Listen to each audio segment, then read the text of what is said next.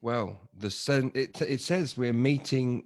Meeting is now streaming live on Facebook. That may be happening. Let's see what's happening. I'm just going to wait for a few seconds to see if something arrives on the screen. This is very exciting. Is that a giant poppy you've got on your shelf, by the way, Katie? Oh, no, it's a giant R. A giant R? Oh, yes, a giant R. It's like a cuddly R, if there's such a thing. It was for, and is my son's, who's called Rufus. It looks like a poppy from here. Anyway, enough of this whimsical nonsense. We've got some serious things to discuss tonight. And I guess, yeah, it's been another epic day. I mean, I think before, I don't know about you, but before coronavirus stuff happened, a working from home day wasn't necessarily the most productive, but I'd sort of work in sprints. You know, I'd kind of go for an hour, 2 hours, get a load of stuff done, and then, you know, potter, maybe sort of, you know, play with the kids, get the train set out for an hour or two, have a spot of lunch, then go for another sprint, maybe take a call in between. But for the last 3 weeks, I've been literally flat out every single day at the moment. So I don't quite know what's going on. I'm a little like I've been hit by a train today. But like behind this cool, calm, relaxed exterior is a giant swan pedaling like. So, Katie, how are you today?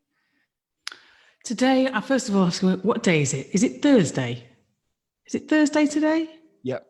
Yeah. Okay, because it's a bit like Blur's Day for me. I'm kind of losing where we're up to. When we started the lockdown about 2 weeks ago, and we started in our family with a really good routine. We thought, yes, we put it on the blackboard. We had a really good routine, and we were going to stick to it with our homeschooling and our breaks. And we were going to do baking and cooking.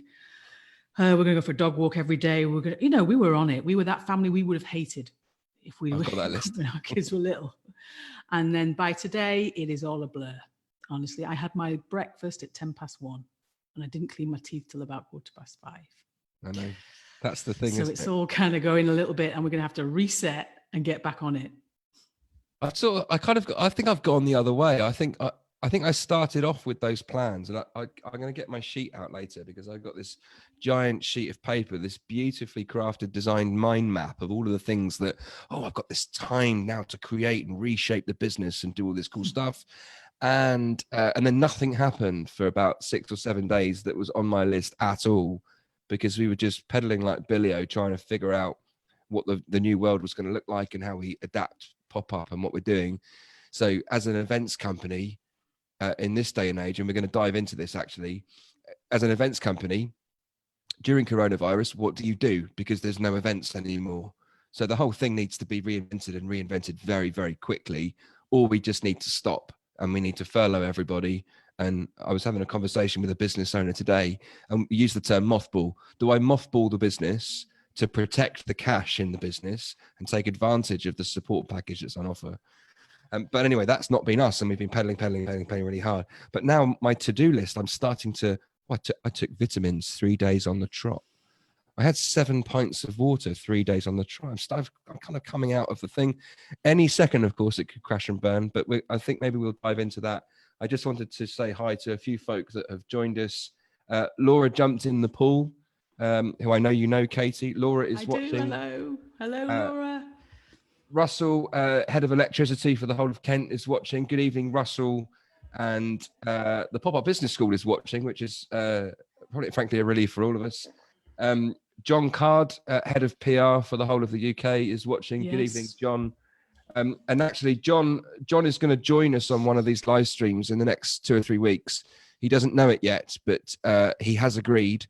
And John has got some really, really interesting stuff. John does a lot of the work with us around PR and around storytelling. We were in the Telegraph on Saturday, which some of you might have seen the post. Behind the scenes, amazing people like John and his wife Corinne, and his particular focus is how to make your company famous, and he's written a book about it. And John is going to come on and talk about that. He's going to talk about how businesses can get media attention at a time when the media is very, very noisy. There's lots and lots of stuff going on. So he's going to talk about that. But I also want to dive into with John, for those people that might want to take this opportunity to write down their life story, their experience, their expertise, their angle, a piece of fiction. How do you go about writing a book and self-publishing your own book? John's got lots of insights and experience about the writing process and how you make that project a reality. Now could be the time to do that, of course. So John's going to join us soon. I hope, John, I hope you haven't deleted the account now that I've said that out loud. Graham Carter, the fabulous Graham Carter from the South is watching. Simon Morley from the Market Harborough Mafia. Teresa and Linda. Hi, Linda. And Kim. Happy Blur's Day, John says to you, Katie. Brucey Farrell, head of magic for the whole of England, is watching.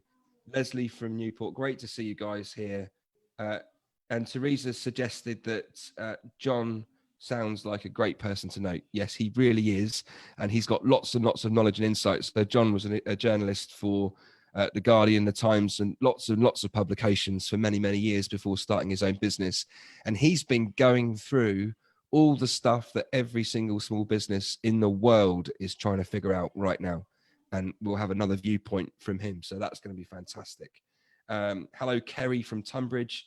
Sonia from Kent. Hello, Sonia Okabule. Great to see you.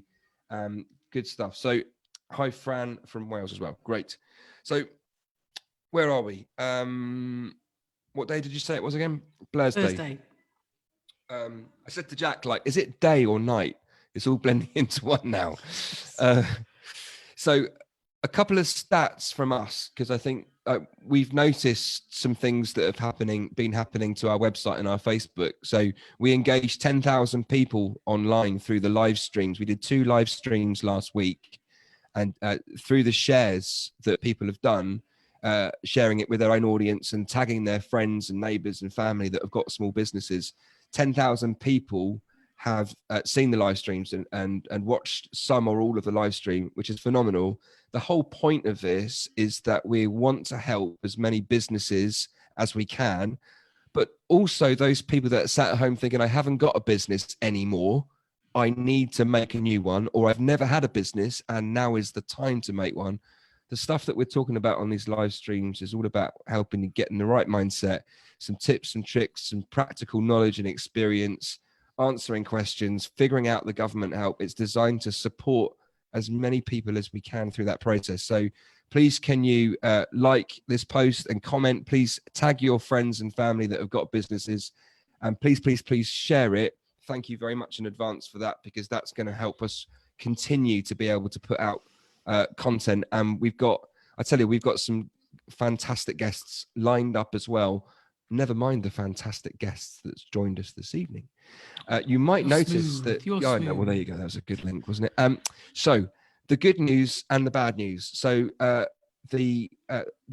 guess the bad news is that Alan isn't going to join us this evening, because Alan is frantically trying to get out of the USA before his visa expires in a month's time, and he's booked flights and he's on his way back to the UK. So the bad news is he's not joining us. The good news is that he's on his way back. Also good news that there's no chance of anyone showing their nipples this evening, which is what happened on the previous live stream. So I'm not planning to. No, good. Right, let's move on then. So just a couple of comments, and then I'm going to ask you a question about being positive, Katie. So the questions, Trevor's doing a book called Swifter Than a Weaver's Shuttle. I think you're going to get some traction on that one, Trevor. Your sense of humor is cracking me up every night. Brucey has started online teaching. Send me the link, Brucey. I think my kids and I would like to learn some magic from you. Emmy's watching. John's looking forward to it. Sibbers is on. Linda had a good last year, but hasn't sold anything since December. She's been getting some commissions, but needs sales. She's had to sign up for Universal Credit. I think we're going to talk a little bit about that. And where are we? Kelly has the time to join the live streams, which he wouldn't normally have, which is excellent. And John's posted the link to the Telegraph article. And the Telegraph have very graciously put us in the COVID-19 heroes section, which is very humbling, but that's because we're going out of our way to help as many businesses as we can. We might not make it through. We're doing all that we can to ensure that we do, but we're going to make sure we help as many people as we can over the next few months on that journey. And that's what that's all about. So, Jimbo is watching as well. Nice one, Jimbo. So in my mind, Katie, we've sent an email out. We've got some 20,000 people on our database. We sent out an email, and the email has been opened by a few thousand people. And one of the replies that came back was someone that reacted negatively to us using the word "stay positive" in the email. So some of you might have received the email, and at the bottom of the email, it was sent from Alex Mead in the team. So Mido sent the email out, and at the bottom of the email, it says the words "stay positive, stay safe." And we had a reply to the email that says, "You can't tell people to be positive when all of this stuff is happening around us at the moment. And some of us are sick. Some of us have lost our jobs. Some of us are stuck at home. All of us are stuck at home. And some of us can't run our business." I just wanted to get your view on that, because you're always a very positive person. And I think, even in a freezing cold room in the north of England delivering an event, you're always smiling and you're always very, very positive, despite some challenges that are being thrown at you. What do you think about that, Katie? Can we be positive at the moment? Yes, I think we can. But I think that at this stage, when you're feeling down and you feel a bit miserable, and we all have that, when sort of, positive Pete's next to you telling you everything's fine and what's cheer up, it's that cheer up thing, isn't it? Why don't you cheer up? Give us a smile, love, is another one. Oh, yeah, I really hate that. Yeah. Give us a smile, love. You don't know anything about me. Why are you saying that? You don't know what I'm going through. So that's another one I really hate. So I get it. I understand when people say cheer up and give us a smile and be positive. If that's not how you're feeling at the moment, then it can be really irritating. It irritates me. So I understand. But from the way I see it and what I do to remain positive is the simple things. Is it a cliche? I don't know, but I do think about what is going well for me. And I think about the small things, and I don't just think about them, I try and really feel them as well. So it's not a tick box or aren't I lucky? It's really trying to focus on them and feel those small things in your life or big things in your life that you've got to be thankful for. We talk a lot about gratitude at PopUp, and people have told me with their children, they at night they do like the 5 thank yous. What are you, where's the gratitude? What is going well? What's good? And actually connecting with it and feeling it and reminding yourself every single day. And I do that every single day. And sometimes when I'm doing that, I'm almost irritating myself. Do you know what I mean? I was like, here we go again. But I know that I feel better when I've done it. And I genuinely do. Or else I get lost. I get lost and irritated by small things. I get lost with sometimes the routine of life and the grind of doing the shopping and getting in the car or picking the kids up or walking the dog or all the duty that we sometimes have. And I get lost in that and I get resentful of it. And I've got to remind myself and connect with those things every single day. And that's exactly what I'm doing at the moment. So I purposely get myself into a positive mindset. It doesn't happen by accident. I do it on purpose, intentionally, to feel better. Because if I feel better, my life's happier. And in the end, everything is about happiness. But not everything goes well for me. Lots of things go wrong. Not everything's perfect. If it seems like on here it's a bit of a social media snapshot of my life, there's plenty of things that aren't going too well. But I'm focusing on the good stuff and seeing what I can change and what positive actions I can take. You just reminded me, actually, I had a conversation at home about that exact thing today. When you've got, I had an unexpected positive consequence of practicing gratitude today. Like the way that I do it, I pick 3 things and I do exactly what you just said. And I do it every single day, pick 3 things and I close my eyes and I think about them, about what I see, what I hear, what I feel. And I imagine and see, like, for example, one of the things that I picked today was the cuddles from my 4-year-old. My 4-year-old is a cuddling machine at the moment. So I close my eyes and I imagine the cuddle, and then, well, actually, because I'm at home, I can get a cuddle too. But that thing about actually feeling it, what I realized is that when you practice the gratitude, it stops you thinking about things you can't control and brings you right back to the present moment.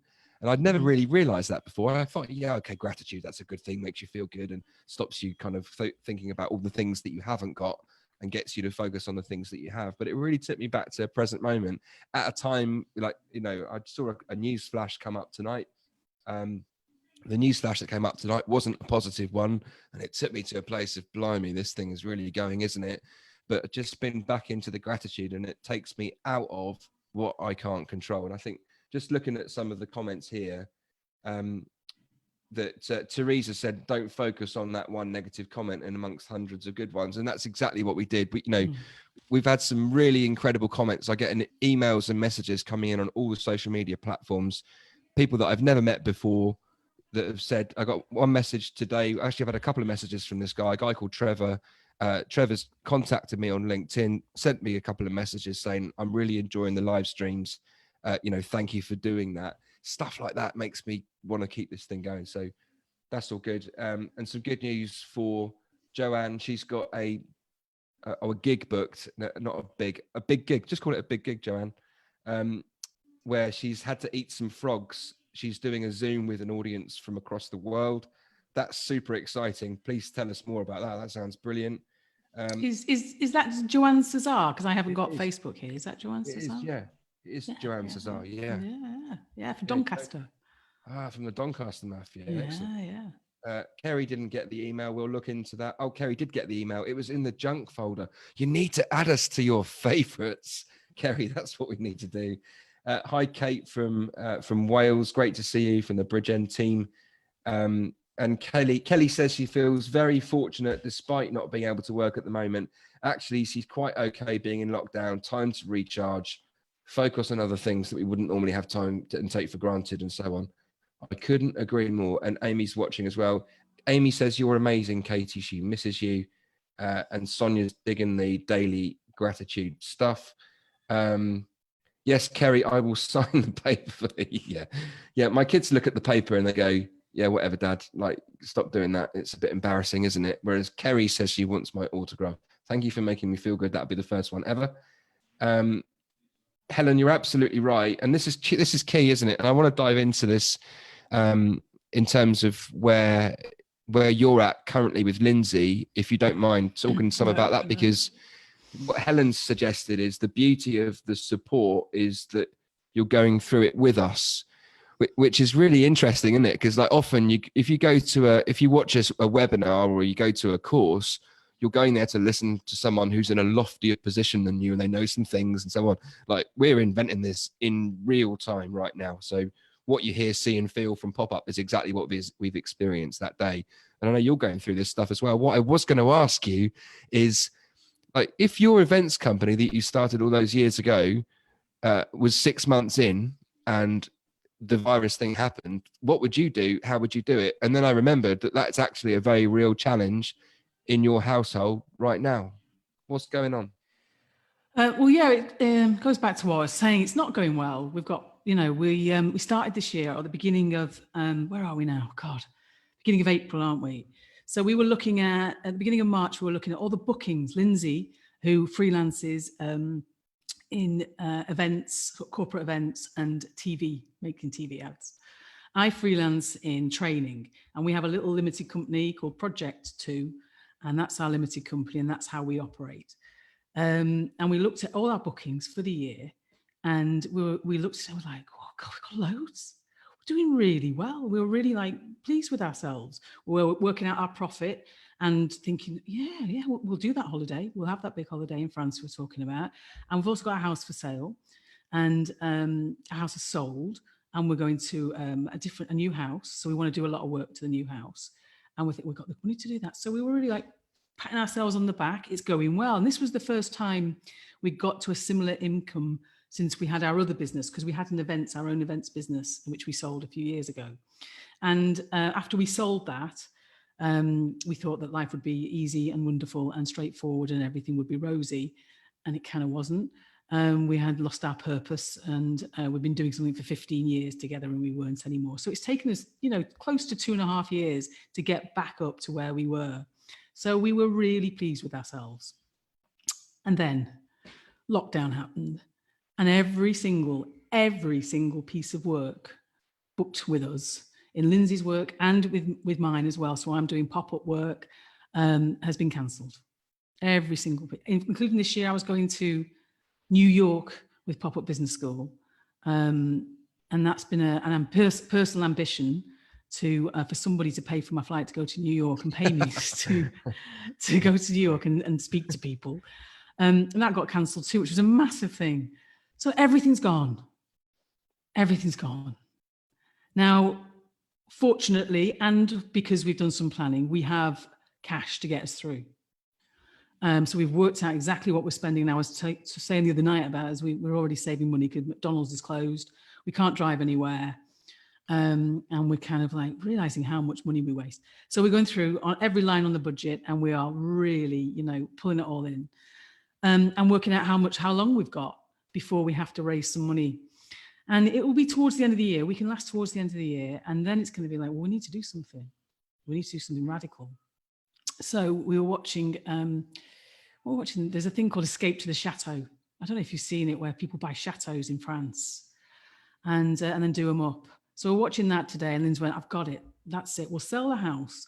We'll buy a chateau in France because they're massive. And then when weed is legal in France, we'll grow weed and sell it. I was like, but we don't know anything about DIY. We don't know anything about, I don't want a chateau. What are you talking about? And I'm not interested in weed either. So why are you even saying that? So I'm just saying. So it started a conversation about all the other things that we could do.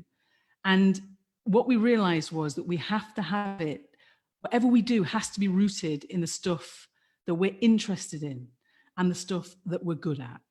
Because there is no point thinking there's a gap in the market, or I've seen that TV program, or you can make a few quid there. Because unless we're interested, and it goes back to the pop-up thing as well, the way we talk about it, unless we're interested and passionate about it, the likelihood of us being successful is very small. So I think that we're looking at how we can look at the events work that we do in terms of my training work, and what actually is the essence of it, if you like. So mine is helping people start and learn from some of the mistakes that we've made and I've made, and connecting and meeting people all over the country. Now, I particularly like the face-to-face element of it, but embracing the training and the online side of it and eating that frog is something that I've done via doing these live streams. So there's opportunities for me to do that. And Lynn's was saying that a lot of her clients are really furloughed. I always want to say furloughed at the moment. And she's having trouble getting to speak to them. And everyone's kind of like gone on pause. And they're all like, yep, we'll be back in 3 months. Don't worry, we're back in 3 months. So she's trying to think, what can she do in that time? So we sat down and we worked out that in that time, we are going to do what some people call the deep work, or the golden tasks, I used to call it, and all the big stuff. So there's kind of busy work of the usual stuff of sending emails, phoning people up, which is all important. And but there's this other stuff. So we're going to have those ideas that we always say, on those brainstorms and those proposals for new stuff that we haven't, or we make the excuse that we don't have the time for, because if anything, we've got the time to do it. So we're going to look at new markets for Lindsay's talents, which is project management, event management, production skills within those new markets. And that's really what we've decided today, but it's got to be, for us, rooted in something that we're interested in. So a weed farm on a, in south of France isn't really going to cut it with me. Equally, if you're a filmmaker and there's no films, and I was watching a podcast today and someone said, if you're a filmmaker and you make films and you think, well, nobody wants this at the moment. I know, I'll do podcasts. But why? Are you interested in podcasts? Are you good at podcasts? Or are you just trying to pivot for pivot's sake? So I think it has to go back to what you're interested in and how you can adapt it for this world now, because every business has changed. I don't think anyone's lives really, it hasn't changed, and every single business has changed. Some have changed for the better, and some are doing really well. But I've forgotten what the question was now. I've gone on with myself a bit. I just like listening to you. I agree with Katie. I think like the bit we were chatting, you know, the thing about, so I'm really interested in this thing now, because now I know that if you can get yourself into a good headspace, you know, and the whole be positive thing, yeah, okay, we're going to be sad, we're going to be down, we're going to be anxious at times, but you know, there's some things that we can do to look after our mojo and not dwell on it and take the moment to go, blimey, this is a bit worrying. Anyway, I can't control it, can I? So I got to make sure I look after myself and my family and so on. There are some people that don't have a business anymore because of what's happened. And they either need to adapt what they were doing or they need to come up with something new. And there are some people that sat home and either out of necessity, they've never run a business before, but they want to run a business and they think maybe now's the time to prepare for it. A little bit like Russell, Pat Test down in Kent is saying that he's laying the foundations now. And I think Teresa was saying something similar about getting prepared for the future. Kim from Bolton, you know Kim, don't you? The amazing Kim Pickering from Bolton, and we've got Deb from Bolton on as well. The Bolton Mafia are ganging up here. They're coming on a pincer movement. Kim's massively pivoted and now collaborating with local secondary school to make face shields for the NHS. It's opened up my mind to so many more possibilities for my capabilities moving forwards. I mean, I don't want to say the P word again, but I'm going to say it. That's massively positive. And I just wonder, do you think that the advice that we give and the courses that we run at PopUp, do you think that the stuff that we say in terms of how to approach starting a business, do you think that's it's different now, albeit that we might have to think more about online and other things, but do you think that the core message is the same? Do you think it needs to adapt, or do you think it's even more important that the fundamental way that we get a business started is as applicable, if not more applicable now than ever before? What's in your mind, do you think? More applicable than ever, because the energy that you need, the action, the massive action you're going to have to take, and if that is driven by a passion and an interest in something, then that's going to push you and do some of the hard work, the stuff that we don't always want to do, every single bit of work that's got to be done. You know, we are attracted to some areas of our business and other ones we might not like. For instance, might not like making sales calls. But if we've got an interest and a passion and a love for that business, the core business, and that's going to drive us through. And I think that goes without saying. I think, well, it goes with saying, never mind without saying. You need to be interested and passionate about it, because you're going to convince people that you're there to serve them, to help them. And you know, if you've got that, if you can transfer that passion to somebody else, it's what we say in the course, that gives you a head start. That's sales. We're trying to sell something that you're not interested in, and you don't love it. You don't really care about it. It's very, very difficult. We know ourselves when somebody is trying to convince us of something. If they love that thing, if they genuinely love it, it's much easier, and I believe them more when they're trying to sell me something rather than just going through the motions. So to me, yes, absolutely. But we do have to think, again, we are in a different world. The world has changed, and it's changing all the time. The first week was almost of this thing, almost like a novelty. Maybe that's a bit light, but you know, it was kind of interesting. Week 2, it's quite clear this thing's a marathon. It's not a sprint. And we're kind of settling into week 2. And I think as we go through the next few weeks, it's going to get darker and we're going to get deeper. And we're going to have to sort of settle into this and think, well, if I want to start a business, I still can at this time. But keeping ourselves positive and rooting it in something that we love has to be the right advice. I love that. Teresa said she spent the last 2 weeks going back through the course notes and the videos, and they are bang on, more relevant than ever. And all of that stuff is freely available on our website, popupbusinessschool.co.uk, on our step-by-step guide, which is on the website. We've got the business survival guide, which is all of the content that we're putting out to support people, and various other places where you can dive into that stuff. And of course, we're working on an online course right now. Joanne Cesar has been approached by a lady who's shifted her yoga and wellbeing company to 100% online. and cross-referring clients to other small businesses in a similar position, wanting to keep clients fully engaged by offering something, hence the talking teacups, as demonstrated at Doncaster Wool Market. And I will be getting paid. That's what we love. Excellent. Brucey's confessed that he is actually from Bolton, although he's lurking in Somerset, but they haven't discovered yet. And I think the question I wanted to ask you in a second was about the genesis of your first events company, because I think at a time where people are starting to go, okay, yeah, right, we are where we are. I want to start something, or I need to adapt my business into something different, or I need to try something completely new because my business is over in this current climate. I'm going to ask you about how you started, because I think there's some really cool stuff within that will really help people. Before I do, I just wanted to invite people to put in the comments in what way are you stuck right now? Because there's some really cool stuff that we can share. If we understand where you're getting stuck, then we can think that through as a team, make the videos, develop the live streams, bring on the guests, and just kind of answer those questions as quickly as we can.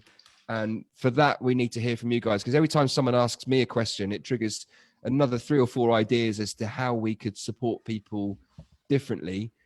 Let me give you, before I ask Katie about how she started her business, I want to give you a quick flavor of some of the things that we've got coming up. So Matt Esley is a YouTuber. He's got over 100,000 subscribers to his YouTube channel, and the number's probably a lot higher than that. That was the last time I looked. He makes videos involving bits of wood. I might be devaluing that a little bit. The videos are phenomenal. I just don't know much about carpentry. He's coming on because video and online video has suddenly become super, super, super important. So Matt's going to talk about his experience of taking a YouTube channel from 0 all the way through to thousands and thousands of subscribers. He's going to talk about the algorithm, how he makes money from his YouTube channel through adverts and through affiliate links, and how he upset Amazon and lost his ability to sell through Amazon, and what he learned through that process. So Matt's got loads and loads of experience. He has written a YouTube blog series for us, and we're going to be launching it in the next few days. So if you're someone that's thinking about video for business and how you get on YouTube and how all of that stuff works, then you know, Matt's going to, not only is he doing the post, but we're going to get him on the live stream so you can ask him direct questions that are going to help. We've got a very special guest from I don't know if I can say this yet. I'm going to wait till we confirm this guy before I say it out loud, but I'm super excited about that. It's another events company that have pivoted their business in the last 5 days and put the whole thing online. And I watched the live stream from him last night, and it was phenomenal. Very, very exciting. And if there's one guy that will get us off our backsides doing something, it's going to be him. So he's going to join us. We've also got financial independence experts from different parts of the world. We've got the escape artist. We've got Christy and Bryce coming on, who are going to talk about the millennials millionaire kind of mindset, and about all of the things that people that are very, very smart with money. We've got Ken from the Humble Penny blog. They're going to help us with money issues. So we've got all of that stuff coming up. Lots of exciting things in the pipeline over the next couple of weeks. So I'm going to dive into a couple of the comments here. Laura said that procrastination is the thing that she needs help with, but let's deal with that next time. So I'm sorry, Laura, we're going to talk about that tonight, I promise. Right. Okay. I'm going to dive back to the comments in a second. Katie, how did you start the events company? What happened? Right. Well, those people who have been to an event that I've been the trainer on will know this story. So forgive me if you've heard it before, but it's quite simplistic, the way we started the company. So we didn't even know what we were doing. So I'll take you back to 2003, because that's where it all kind of happened, when I was considerably younger. And Lindsay's my wife now. She wasn't at the time. We just worked together in an advertising agency. And Lindsay's one of these people who is very entrepreneurial. And I always make the joke that at school she was breeding and selling stick insects. So that's kind of where she came from. She's the same one who said earlier, let's buy a chateau and grow weed. So she's constantly looking for a different angle on things. And I'm not really like that. I always say I coloured between the lines. I had a career and a job, and I wasn't interested in having my own business. Lindsay's quite a strong character. And for those of you who may have met her, Simon, I will know that she's a very strong character. And she's like, oh no, forget that. Let's start our own business. And I was like, well, I don't do anything. I work in advertising. I've done all right. I'm quite happy, thanks. I'll take my money. So at the weekends, she would go face painting because we worked at the same ad agency. At the weekends, she would earn more money painting faces at Alton Towers. And I would spend money because I would go and see Manchester City play. And so that's what I did, and that's what she did. And then one day I was at Man City and I noticed all the kids had got a sort of smudgy homemade face paint on. I was like, oh, they look rubbish. So I said to Linz that evening, why don't we ask Man City? She's like, yeah, we can ask Man City. Yes, we'll ask Man City on Monday. So we went into work on the work email, well, on our computers at work, using a Hotmail account. We found the name of the marketing manager at Manchester City, and we emailed him from a Hotmail account. We didn't have a company name or logo or any, we didn't know what we were doing, to be quite honest. We just thought we'd just do it on a whim. And we emailed him and said, do you need any face painters for your next home game? Linz and Katie. And that's really what it said. And he emailed back immediately, like in a heartbeat, and said, yes, please, we'll have 10. And what else do you do? And that is how we started. So we obviously hit the roof. Oh my God, look, amazing. And then the reality set in that we actually had to do this thing. And we had to get 10 face painters, and we had to quote, and we had to make up a price, which we did. We made up an incredibly expensive price. And we recruited Lindsay's mates, and we were down one. So we had 9 face painters, including Lindsay. And I had to be the 10th face painter. And that's how we did it. And I went in there on that day. And if anyone's seen, good face painters, they are really artistic and talented, and it looks amazing. But that's not really what happened. So the other 9 did a great job. They were all in a row. We were at Man City. They were all in a row, and I was there. And Lindsay gave me a quick sort of, oh, you'll be fine. You'll be fine. Just do this logo, and she could just do it, And I was like, really? So I did it, and I had a queue. We had a queue. You have to lift the kids on the seat, and I was doing it. And the kids started to cry when they saw, they looked in the mirror and they all started crying. And oh God, it was like chaos near me. The other 9, it was going really well. And mine, by the end, I had crying kids and no queue and complaining mums and dads. But the other 9 did all right. And luckily, the marketing manager only really clocked the other 9. He didn't get as far as me. So we got away with it. And we carried on working there for years. And what happened is the Manchester City paid us, we paid the face painters, and we took a cut in the middle. So between you and I, each sort of Saturday, we were making like £1,000. And this was in 2003. I was like, this is a laugh, isn't it? This is good. So from there, we started to see the opportunity, and we started to do all sorts of random things. We didn't even know what we wwere starting. We weren't even aware that this was an event company. And we got to the point, and we do that thing, which I think, Simon, you talk about, really, where you have to focus on one. You've got lots of different ideas, and you get the tip of your arrow, the one thing. And we realized it was events that we were good at. And we started to niche our company, and we grew it over 15 years, and it turned into quite a big business. But it all started from me seeing a kid with smudged face paint and having a go and asking, and kind of doing a bad job, done is better than perfect. So we did all those sort of things, and that's how it started. What would we do now? I don't know. I mean, I think that we would look where the problems are. And I think if everybody who has already started asks, how were we serving, what were we serving our customers before this virus? How can we serve them during this situation that we're in, and how do you think we can serve them after?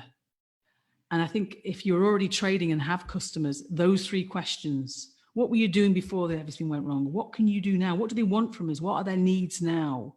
And what would their needs be afterwards? I mean, you can't see into the future, but if you can somehow imagine or visualize from the learnings that you're getting at the moment, you can come out of this as a much stronger, potentially bigger business. I love So it. that's it. One email. One simple email. Yes, we were lucky. We were lucky, and it didn't all hinge on one email. That's what started us, and obviously over the years we had to carry on marketing. But yeah, you one didn't have a email. Business plan? You didn't have a loan? No loan. Do you want a business plan? Do you want a loan? We didn't have a name. The company was called May 19, and that was the date. That was the date. The date of the email. The day after, I think it was May 19, and that's the day we actually started a limited company, because we didn't know any better. We thought, well, isn't that what you do? You start a limited company, and it was May the 19th, and that's as clever as we were, which was not very. So I think the bit that I took from that applies to now, to me, the circumstances are the same, except there's potentially more channels where you can connect with people now than maybe there were in 2003, because we've got this explosion of social media, and each of those platforms has developed. By the way, just on the loan thing, James in the team has been trolling government representatives today. I think there was an MP that was encouraging businesses to take on loans. And look, who are we to judge if the loan is the thing that needs to happen? That's the thing that needs to happen. But our position on that is it's the absolute last resort, because you're going to be saddled with this thing for years.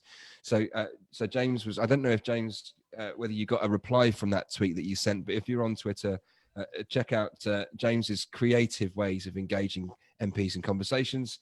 And yeah, the bit that I took from this was that without a business plan, without a loan, you spotted something and you asked the question via email, and you just sent one email. We can't guarantee those results, but I can guarantee you won't get any results if you don't send the email.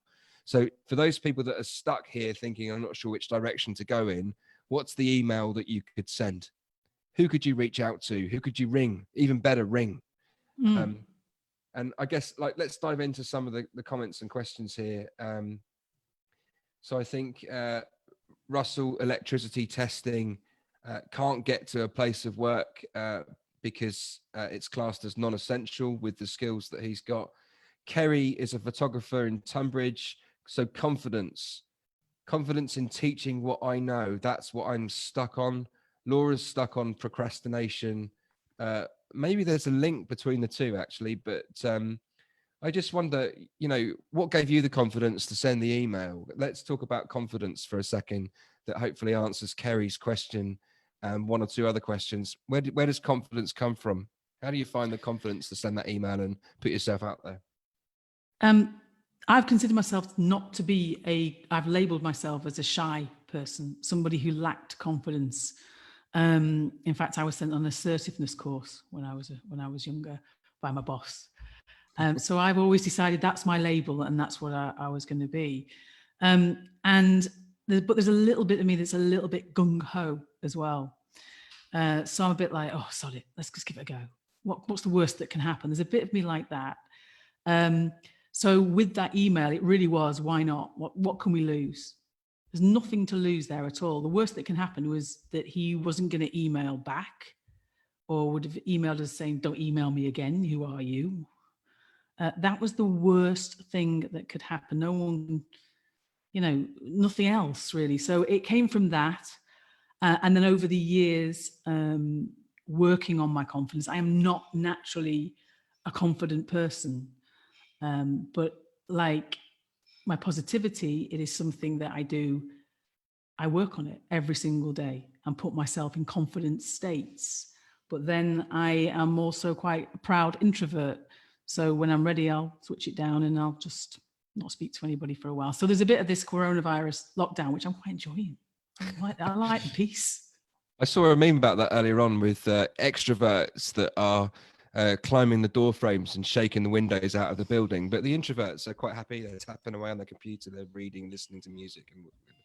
And similar question, similar but slightly different. And I really want to ask you this one because Helen has said Helen's refusing to be stuck. Now, I really love that. Don't let this thing beat you. Don't let this thing stop your dreams. Now is not the time to abandon the plans and abandon the dreams. Now is the time to make something happen. Do not let this thing disrupt any more than it already has. And I love that Helen's mantra of refusing to be stuck. She's made a decision, but she said, nevertheless, she's disappointed at how hard that she finds it going online with the training. And I bet you went through this in Doncaster a couple of weeks ago, where you go, I haven't got a room of people to bounce off. When I train, it's all about the experience of being in the room and that human connection. How did you get over that when you were suddenly, you know, you went from the room full of people to it's you in the bedroom with the computer and trying to figure out how to work the damn thing?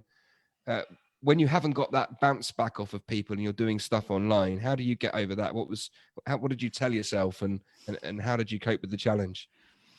Well, there's a little bit of what's the worst that can happen. No one's going to run up to me in Morrison's and start laughing in my face. Though it's not happened yet. There's still time. It has happened to me, actually, but that's another story. The way that I did it was first of all, I've always put off the idea of doing online and decided that wasn't for me. It's like something I didn't want to do. So I'd made that decision that it wasn't going to be for me. It wasn't the right thing for me. I didn't thrive in that environment. I need people to do this. So I'd made all these kind of limiting beliefs, I think some people call those, and decided to put that box around myself. And then when it was quite clear that we couldn't carry on in Doncaster, but I had a room full of wonderful, beautiful people that were having a good time, and we were going through the pop-up principles and everything that we were working on, but we had to leave it. So when I was told that we're going to do it online, it was like, well, yes, I'm going to have to do it now. And I can't use any excuses. And I'm just going to have to find a way to do this. So I set up in this room and I used my phone and on the ironing board with a bottle of gin on the side. And it's the first time I've ever live streamed on my own. Only one other time or two other times, I think, when Alan's done it to me, where he's put his phone on and live streamed me. And I had to do it. And the way I did it was I imagined the people in the room. So the energy that I get from people and the faces, because when you do, as a trainer, you'll probably know this yourself, that the regulars you get, especially in week 2, you've got the people who are really into this now, and they tend to sit in the same place. So you know where they're sitting, you know your front row, and you know all your different people that you're speaking to, and you can see their faces. So I simply imagined they were all in front of me, and I started to talk to them as though they were in the room with me. And that got me through. And actually, I really enjoyed it. And I was a massive, massive frog. So now, not only am I a live speaker, but I'm an online trainer. I love that. You know, it's taken Alan years to get me to do video and online live streaming, stuff like that. It never really excited me. It's much more his bag. He's really good at it. And like you, I think now that I've done it, I've eaten the frog and just kind of got on with it. And after that Monday, the 180K Monday that we had, after that day, I think I went on live the following day and did a live stream, and then did another one the next day, and then again the next day. Weirdly, I went, I really like this. Actually, this is quite good fun. I quite enjoy myself here. There is something about that comfort zone breach that you might accidentally stumble across something that you didn't think that you'd like, that you've been putting off for ages, but when you actually do it, you know, it's actually kind of fun. So I'm hoping that some people have that experience too. Brucey's taken a dislike to me, something to do with the Bolton comments, probably. Sorry, Brucey. You did make my signature disappear into a crunchy bar though, so we're quits now. What's some of the comments here really, really interesting. Lucy works in fashion, B2B, offering a design service. Retail's ground to a halt and will probably go on for a while beyond the virus, as it was bad before, but was starting to pick up a little. I don't know. I've got a comment on that, because I actually, sorry to interrupt, but I have not that I can see into the future, but part of our conversation today about how things were changing, I have a real feeling that retail will get a bounce from this once we're allowed out, because we're all dying to do things together and stop doing stuff online. So I think that actually we may find that retail gets a bit of a bounce. Sorry, Simon. No, not at all. I hope that for everybody. Lucy, like the thing that's gone through my mind when I read that message, that you don't know how to pivot, you have got incredible skills that has got massive value and interest to lots of people.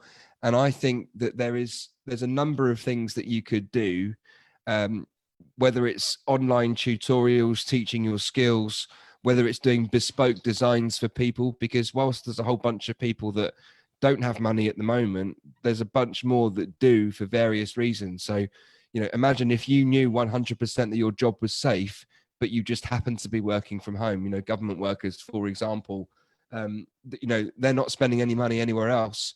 This could be an opportunity to engage a different audience and try something different. Maybe you could sell your patterns online. Maybe you could interview other designers and drive traffic to a website that way. Maybe there's a digital download that you could perhaps, you know, do an ebook or a podcast. There's lots of different things that you could do. But here's how to think about it. I always, whenever I'm kind of faced with a question like that, I always look at the 3 areas of pop-up. I go, what's the one thing that excites you the most, that coincides with something that is possible to do in the current climate? Who is the customer that's most likely to buy it? And take massive action. Don't do one Facebook post, do 5 a day. Don't follow, you know, 3 people on Instagram, follow 30 people every few hours. You know, don't send 1 email, send 100. Don't make 1 phone call, make 500 phone calls. It's the size of the action that you take that's linked to something that excites you the most that's possible, but only if you focus on the target customer. And the wraparound for all of this is the love heart. You know, do what you love. All of that stuff still applies. And there's lots and lots of help on the pop-up website. The step-by-step guide will help you through some of the intricacies of marketing and, you know, thinking about, okay, so I've got to reach out to people. I get that. But what do I write in an email? How do I make the phone call? What do I put? So we've got all of that sort of stuff there. I think one of the things that we wanted to do was to make an offer to the people that watched our live streams and the people in the pop-up support group. If you'd be interested in us coaching you through this time, when it's linked to business specifically. So when I don't mean life coaching, I mean, you know, some specific one-to-one coaching that you think, I've got a business, I'm trying to pivot, I don't know which direction to go, for example, or I'm actually making a few sales already, but how do I turn that into a bigger income? Or I've had to abandon my business completely and I need to come up with something new. Please, can you help me? If you would like the pop-up team to coach you through that, then we are exploring ways that we could do that. Maybe we would record some of the coaching session and put that out as content, because the way that we answer your questions and the way that we help you think about it will help other people.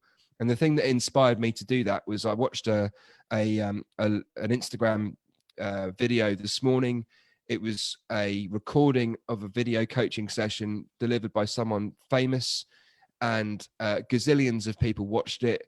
And I thought it was a below average job compared to the sort of coaching that Katie does, that Alan does, that I do, and that other members of our team can do. So if you want to be coached by us, please put a thing in the comments and say, yes, please. We're going to figure it out and we'll come back to you on that one. We can't promise that it's going to be round to everybody, but we would love to help people in that format, because I think if we can help you, it's going to help other people as well. So bear that in mind. Tell us in the comments if that's what you want to do. Marshy still work. Marshy, you're burning the midnight oil here. You can take the evening off, please. Bless you. Kerry sold nappies door to door whilst on maternity leave. What else have we got down here? A handy tip from Oliver After Dark. I do hope that's your actual surname. That's genius. A handy tip: Affinity products are free to use for a few months if you want to learn graphic design skills. Interesting. Sonia loves your story, Katie. She never tires of hearing it. Joanne's struggling to transfer the teaching to an online version as it has to be reduced dramatically, and I consider that less value derived. I want to talk to that specifically. I used to think that to get the pop-up business school, the full force of the experience, You need to be in the room to get it. That's exactly what I used to believe Me too. until 12 months ago. I met someone 12 months ago who's just recently sold a training business for an 8-figure sum. And she said to me that when she started that business, she spent the first 2 years delivering it in the room, and she believed that it had to be in the room to have the effect that it has. Joanne, I want to say this. Your training will work and could potentially work better online and will add more value online. You're probably thinking it's the face-to-face interaction and the peer support and the conversations that happen in the room where the value is then lost. Some of that can be replaced, but there are many, many ways that you could add more value than you could possibly add just by doing it in a room full of people. So I want you to think that actually it's the reverse, just as a reframe for you on that stuff. Delivering training online can actually have significantly more impact than you can have face to face. So I want you to consider that, and we can chat about that some more. What else have we got here? Sometimes naivety is a blessing in disguise because you can just go for it without overthinking it. Yes, Teresa, I love that. Helen's preparing for opportunities. Boo to overthinking, says Emma Can. Emma, thanks for connecting on LinkedIn today. Kate's dried up sales of the craft business, craft packs, have sprung back to life because I reached out to family and friends, plus kits are now arriving and being made and word is spreading. I think it was just a blip. Yes, Kate, 10x your efforts. Go for it. Lisa's watching from Taunton. Russell's very kindly said that we've helped him with confidence. Lisa's saying a no is not personal. Absolutely right. Lisa said she took my confidence in hand last week after the first Zoom call and took the business from face-to-face to online.